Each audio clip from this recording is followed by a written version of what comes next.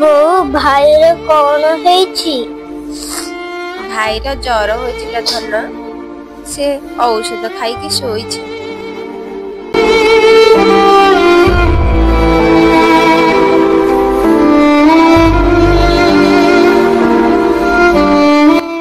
ଠାକୁରେ ମୋ ଭାଇର ଦେହ ଭଲ କରିଛି।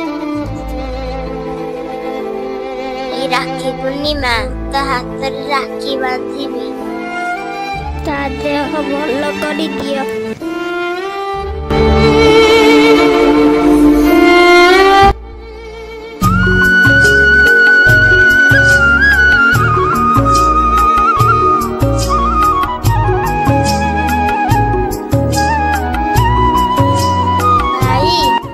ଭାଇ ତୋ ଦେହ ଭଲ ହେଇଯାଇଛି ତ? ହଁ ରେ, ମୋ ଦେହ ଭଲ ହେଇଯାଇଛି।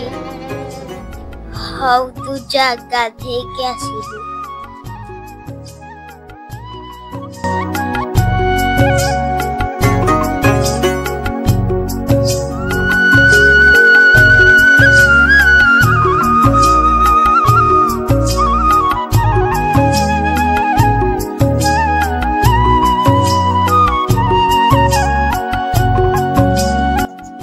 दे मोर gift. How the favourite chocolate they.